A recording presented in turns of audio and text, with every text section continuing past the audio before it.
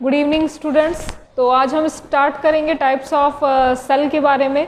ठीक है, types of cell के बारे में डिस्कस करेंगे। लास्ट लेक्चर में मैंने सेल का इंट्रोडक्शन आपको बता दिया था। आइए देखते हैं टाइप्स ऑफ सेल। देखिए, टाइप्स ऑफ सेल की अगर हम बात करें तो सेल बहुत सारे टाइप्स के होते हैं। तो यहाँ पे हम बात करेंगे types of cell on the basis of origin. ठीक है, types of cell on the basis of origin, on the basis of origin. तो ओरिजिन के आधार पे, ठीक है, ओरिजिन के बेसिस पे ये दो टाइप के होते हैं। एक आपका है प्रोकैरियोटिक सेल और दूसरा होता है यूकैरियोटिक सेल। यूकैरियोटिक सेल बहुत ही ईजी है, ध्यान दीजिएगा। देखिए यहाँ पे प्रोकैरियोटिक की अगर हम बात करें तो यहाँ पे देखिए प्रोकैरियोट में टू टर्म्स है, प्रो प्लस कैरियोट। क्या है? Pro plus कैरियोट। प्रो का मतलब देखिए क्या होता है, प्रो का मतलब होता है यहाँ पे प्रिमिटिव। क्या होगा? प्रिमिटिव हो जाएगा। और कैरियोट टर्म आया है किससे? कैरियन से। किससे आया है?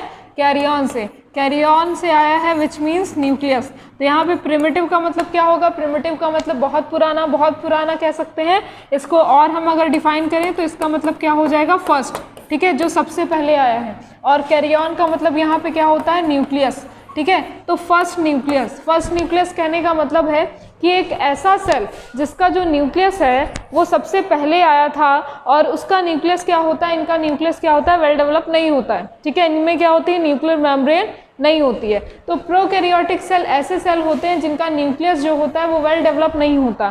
क्यों वेल डेवलप नहीं होता? क्योंकि सबसे पहले आया था। देखिए मैं आपको समझाती हूँ। कोई भी चीज़ सबसे पहले आती है तो आने के बाद क्या होती है? वो डेवलप होती जाती है, मॉडिफाई होती जाएगी और भी अच्छे फॉर्म में वो रिप्रेजेंट होके आती है। ठीक है, फ्यूचर में। तो अगर हम बात करें इस तरह से, अगर एग्जांपल लें सेल फोन का। ठीक है, सेल फोन का पहले क्या आता था? एक ऐसा फ़ोन आता था टेलीफोन, जिसको आप कहते थे सिर्फ कॉलिंग रिसीव करना और कॉलिंग सेंड करना, बस इतनी चीज़ें होती थी क्योंकि वो सबसे पहले आया था, इतना ज़्यादा एडवांस नहीं था। लेकिन अब के जो फ़ोन आते हैं उसमें क्या है? एक पूरा इंटरनेट। ठीक है, पूरा जो कंप्यूटर का जो चीज़ें हम कंप्यूटर और लैपटॉप में काम करते हैं वो सारी चीज़ें हम एक फ़ोन में, छोटे से फ़ोन में कर सकते हैं। तो फ़ोन का ही मॉडिफाइड फॉर्म क्या है? सेल फोन है। तो जो सबसे पहले आया है वो बहुत ज़्यादा मॉडिफाइड नहीं था, है ना, वेल डेवलप नहीं था। और यहाँ पे जो अब के सेल फोन है वो क्या है? वेल डेवलप होते हैं। तो अब के सेल फोन को हम क्या कह सकते हैं? अब के सेल फोन को हम यूकैरियोटिक कह सकते हैं क्योंकि यूकैरियोटिक सेल क्या होता है? वेल डेवलप होता है।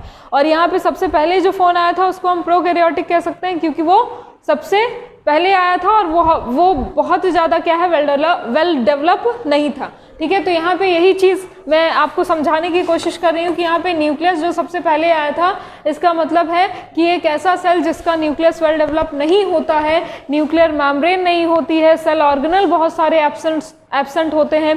ठीक है, तो ऐसा सेल जो कि क्या है? वेल डेवलप नहीं है, उसको हम क्या कहते हैं? प्रोकैरियोटिक सेल कहते हैं। और बात करें अगर यूकैरियोटिक की तो यहाँ पे यू प्लस कैरियोटिक है ना। यू का मतलब यहाँ पे क्या होता है? देखिए यू का मतलब होता है वेल डेवलप। क्या हो जाएगा बेटा? Well develop. ठीक, वेल डेवलप। और यहाँ पे कैरियोटिक टर्म जो आया है वो किससे आया है? कैरियन से आया है ना, कैरियन से। तो कैरियन का मतलब क्या है? कैरियन का मतलब न्यूक्लियस। देखिए यहाँ पे क्या डिफाइन हो रहा है? यहाँ पे ये पूरी तरह से डिफाइन किया जा रहा है ना कि ये न्यूक्लियस क्या है? इसमें वेल डेवलप है। तो जिसमें वेल डेवलप न्यूक्लियस होगा उसको यूकैरियोट बोलेंगे और जिसमें वेल डेवलप न्यूक्लियस नहीं होगा उसको क्या बोलेंगे? प्रोकैरियोट। ठीक है, आइए अब इसका एग्जाम्पल देख लेते हैं। इसमें एग्जाम्पल हो जाएगा आपका प्रोकैरियोटिक में मोनेरा। ठीक है, मोनेरा जो किंगडम होता है, मोनेरा किंगडम कहने का मतलब है ऑल ओवर वर्ल्ड में जितने भी बैक्टीरियाज होते हैं वो क्या होते हैं? प्रोकैरियोटिक में आते हैं। ठीक है, साथ ही साथ ब्लू ग्रीन एल्गा। ठीक है, ब्लू ग्रीन एल्गा जो कि एक टाइप का बैक्टीरिया ही है। ठीक है, ब्लू ग्रीन एल्गा।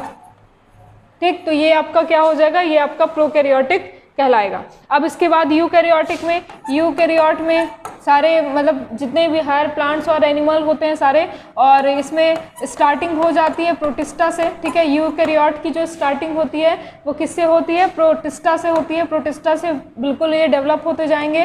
ठीक है, प्लांट्स। ठीक है, प्लांट्स, ऑल प्लांट्स इसमें लिख सकते हैं, all plants and all animals. ठीक है, एनिमल्स। ठीक है, ध्यान रखिएगा यूनिसेलुलर सिंगल सेल वाले को मत लीजिएगा। ठीक है, सिंगल सेल वाले लेंगे इसमें, लेकिन इसमें क्या है? न्यूक्लियस जिसका वेल डेवलप होता है। ठीक है, तो ये हो गया आपका एग्जाम्पल। अब इसके बाद देखिए अगर हम मोनेरा की बात करें, ठीक है, आपके एनसीईआरटी ने दिया है एक ओवरव्यू, ठीक है, ओवरव्यू, इंट्रोडक्शन के बाद, थ्योरीज के बाद, एवोल्यूशन के बाद एक ओवरव्यू दिया है, और उस ओवरव्यू में यही टाइप्स के बारे में बताया गया है। और टाइप्स के साथ साथ यहाँ पे देखिए, टाइप्स के साथ साथ जो बैक्टीरिया है उसके बारे में बताया गया है, प्रोकैरियोट के बारे में। तो आइए हम देखते हैं, ठीक है, इसके बारे में देखिए। आइए प्रोकैरियोट्स के बारे में अगर हम देखें, प्रोकैरियोट्स देखिए, तो एक प्रोकैरियोट्स सेल को हम बना लेते हैं पहले, जिससे आपको समझ में आएगा। देखिए ये क्या है, सेल, ठीक है, इनमें सेल मेम्ब्रेन तो होती है, सेल मेम्ब्रेन, ठीक है, सेल मेम्ब्रेन होगी, ठीक। बीच में क्या होता है, इनका जेनेटिक मटेरियल होता है, ठीक है, जेनेटिक मटेरियल होता है, जेनेटिक मटेरियल, ठीक, जेनेटिक मटेरियल। और ये जो न्यूक्लियर मेम्ब्रेन होता है, ठीक है, मेम्ब्रेन जो कि क्या करेगा, पूरी तरह से जेनेटिक मटेरियल को कवर करेगा, ये वेल डेवलप नहीं होता। तो यहाँ पे लिख सकते हैं nuclear membrane absent, nuclear, EAR है यहाँ पे, ध्यान दीजिएगा, न्यूक्लियर मेम्ब्रेन एब्सेंट, ठीक है, एब्सेंट। साथ ही साथ प्रोकैरियोट में जो राइबोसोम प्रेजेंट होता है, वो कौन सा राइबोसोम प्रेजेंट होगा, 70S राइबोसोम, ठीक है, 70S राइबोसोम, ठीक। और साइटोप्लाज्म भी होता है इसमें, साइटोप्लाज्म तो होगा ही होगा, ठीक है। और कुछ ऐसे इसके ऑर्गेनिज्म होते हैं, जैसे बैक्टीरिया का एग्जांपल अभी मैंने बताया।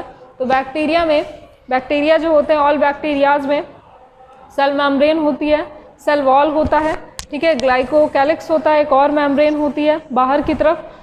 एक ऐसा बैक्टीरिया होता है, ठीक है, जिसको कहते हैं माइकोप्लाज्म। तो माइकोप्लाज्म जो होता है, माइकोप्लाज्म जो होता है, उनमें मेम्ब्रेन नहीं होती, ठीक है, उनमें मेम्ब्रेन नहीं होगी। तो ये आपका हो गया आपका प्रोकैरियोट। और प्रोकैरियोट की बात अगर हम देखें, बैक्टीरिया का एग्जाम्पल लेते हैं। तो एक बैक्टीरिया का अगर हम डायग्राम बनाएं, ठीक है, डायग्राम अगर हम बनाएं, तो ये देखिए क्या क्या चीज़ें यहाँ पे होती है।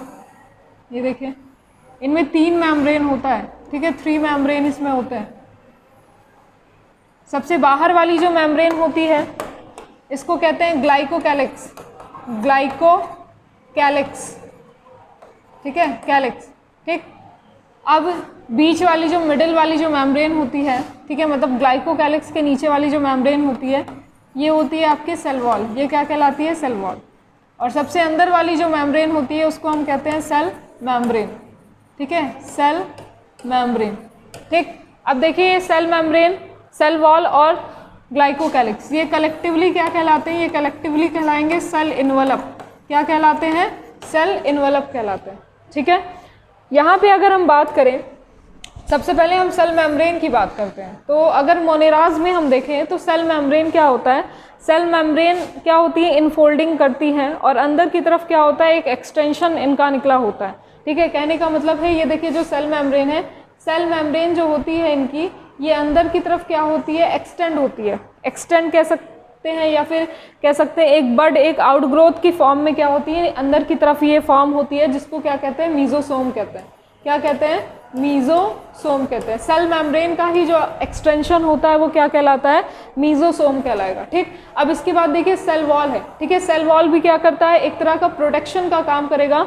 सेल वॉल का जो कॉम्पोजिशन होता है, वो क्या होता है, सेल वॉल का कॉम्पोजिशन होता है पेप्टिडोग्लाइकन, पेप्टिडोग्लाइकन। अब पेप्टिडो और ग्लाइकन क्या है, देखिए पेप्टिडो और ग्लाइकन, पेप्टिडो का मतलब होता है यहाँ पे पेप्टाइड, और पेप्टाइड क्या है, एक तरह का प्रोटीन है, ठीक है, एक तरह का प्रोटीन है। और प्रोटीन किससे बना होता है, अमाइनो एसिड से बना होता है, ठीक है। तो यहाँ पे पेप्टाइड मीन्स क्या है, प्रोटीन है, और ग्लाइकन का मतलब यहाँ पे क्या हो जाएगा, ग्लूकोज। मतलब ये जो सेल वॉल बनी है, वो किससे बनी है, प्रोटीन प्लस ग्लूकोज से बनी होगी। क्लियर हो रही बात। अब इसके बाद देखिए ग्लाइकोकैलिक्स, देखिए ग्लाइकोकैलिक्स क्या होता है, ये 2 टाइप का होता है। सबसे आउटर लेयर होता है इसमें, ग्लाइकोकैलिक्स 2 टाइप का होता है। एक होगा आपका स्लाइम लेयर, ठीक है, एक को कहते हैं हम स्लाइम लेयर, और दूसरे को कहते हैं हम कैप्सूल, ठीक है, क्या कहते हैं, कैप्सूल कहते हैं, ठीक।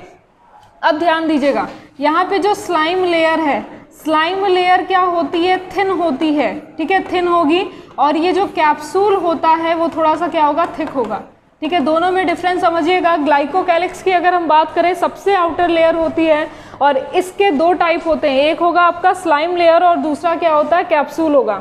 स्लाइम लेयर की बात करें थिन होता है, थोड़ा सा स्मूथ होगा। कैप्सूल की बात करें तो ये क्या होता है, थिक होता है। अब ग्लाइकोकैलिक्स में क्या होता है, बाहर की तरफ क्या होता है, कुछ एक्सटेंशन निकला होता है। जिस तरह से सेल मेम्ब्रेन में अंदर की तरफ एक्सटेंशन निकले होते हैं, वैसे ही क्या होता है, ग्लाइकोकैलिक्स में बाहर की तरफ एक्सटेंशन निकला होता है। और जो बाहर की तरफ एक्सटेंशन निकला होता है उसको क्या कहते हैं, पहले ये देख लीजिए। देखिए, इसको कहते हैं फ्लैजिला। ठीक है, फ्लैजिला। ठीक है, फ्लैजिला यूज फॉर लोकोमोशन। ठीक, फ्लैजिला हो गया। ठीक है, फिम्ब्रिन हो गया, फिम्ब्री, ये देखिए फिम्ब्री हो गया। साथ ही साथ इसमें होता है पिलाई। ठीक है, पिलाई, सबका अलग अलग फंक्शन होता है। ठीक, तो यहाँ पे देखिए ये फ्लैजिला, इसको मैं अगर इस तरह से बनाऊँ तो यहाँ पे ये देखिए फ्लैजिला है जो कि बैक्टीरियाज में होता है। ठीक, अब ये जो फ्लैजिला है इसके भी क्या होते हैं, 3 पार्ट होते हैं। ठीक है, 3 पार्ट होते हैं। बेसल बॉडी से ये स्टार्ट होता है। ठीक है, हुक होता है, बेसल बॉडी होता है, ठीक है, और फिलामेंट होता है। तो यहाँ पे देखिए अगर मैं इसको लिखूँ तो फ्लैजिला के भी क्या होते हैं, 3 पार्ट होते हैं। कौन कौन से, पहला होता है आपका बेसल बॉडी। ठीक है, बेसल बॉडी। ठीक, सेकंड क्या हो जाएगा, सेकंड होता है बेटा हुक। ठीक है, हुक हो जाएगा। और थर्ड क्या होता है, थर्ड होता है आपका फिलामेंट। सारी चीज़ें एनसीईआरटी ने दे रखी है। ठीक है, इसको बिल्कुल अरेंज फॉर्म में मैंने यहाँ पे देखिए दिखा दिया। ठीक, तो यहाँ पे देखिए बेसल बॉडी क्या है, बेसल का मतलब यहाँ पे बेस से है। ठीक है, तो बेस इसका कहाँ है, ये देखिए बेस। ठीक है, तो इसको हम क्या कहेंगे, बेसल बॉडी कहेंगे। अब यहीं पे क्या होती है, बहुत सारी रिंग लाइक स्ट्रक्चर आपको बने हुए दिखेंगे नेक पोर्शन पे। तो ये जो नेक वाला जो पोर्शन होता है यहीं पे क्या होता है, इसको हम हुक कह देते हैं। और ये जो लास्ट पोर्शन बचा हुआ है इसको क्या कहते हैं, हम फिलामेंट कहते हैं। ठीक, फिलामेंट कहते हैं। साथ ही साथ इसमें हेयर लाइक कुछ प्रोजेक्शन, फिम्ब्रिन हो गया, पिलाई हो गया। ठीक है, हेयर लाइक प्रोजेक्शन होते हैं और इनका यूज़ ये कहीं ना कहीं अटैचमेंट में करते हैं। ठीक है, अटैचमेंट में करते हैं। समझ में आ रहा है। अब इसके बाद देखिए बैक्टीरिया के बारे में, और क्योंकि प्रोकैरियोट है और भी चीज़ें अगर हम बताएं तो यहाँ पे देखिए इसका जो जेनेटिक मटेरियल होता है, क्योंकि ये प्रोकैरियोट में आता है। ठीक है, प्रोकैरियोट में आ रहा है। तो अगर प्रोकैरियोट में आएगा तो इसके पास न्यूक्लियर मेम्ब्रेन होगी क्या, नहीं होगी। मैंने एब्सेंट लिखा था, वेल डेवलप नहीं होती। वेल डेवलप होने का मतलब क्या है, एब्सेंट। ठीक है, एब्सेंट ही लिख देते हैं। ठीक है, तो यहाँ पे देखिए इसका जो न्यूक्लियर मेम्ब्रेन है वो नहीं प्रेजेंट होता, सिर्फ और सिर्फ जेनेटिक मटेरियल होता है। ठीक है, जेनेटिक मटेरियल होता है और इनके जेनेटिक मटेरियल को हम कहते हैं न्यूक्लियोइड। क्या बोलेंगे, बोलिए, न्यूक्लियोइड। क्या कहेंगे, न्यूक्लियोइड कहेंगे। इनका जो जेनेटिक मटेरियल है वो क्या कहलाता है, न्यूक्लियोइड कहलाता है। क्यों कहलाता है, क्योंकि न्यूक्लियर मेम्ब्रेन इनमें एब्सेंट होती है। ठीक है, साथ ही साथ क्या होता है, एक्स्ट्रा क्रोमोसोमल मटेरियल भी होता है। मतलब इनके जेनेटिक मटेरियल के अलावा भी एक एक्स्ट्रा क्रोमोसोमल मटेरियल होता है और ये एक्स्ट्रा क्रोमोसोमल जो मटेरियल होता है इसको हम बोलते हैं प्लाज्मिड। ठीक है, क्या बोलेंगे, प्लाज्मिड। ठीक है, ये चीज़ ध्यान रखिएगा। ठीक है, 2 तरह के जेनेटिक मटेरियल यहाँ पे नहीं है। ठीक है, एक एक्स्ट्रा क्रोमोसोमल मटेरियल है जो कि आपका प्लाज्मिड कहलाता है और एक इनका खुद का जेनेटिक मटेरियल होता है डीएनए आरएनए, जो कि क्या कहलाता है, आपका न्यूक्लियोइड कहलाता है। समझ में आ गया।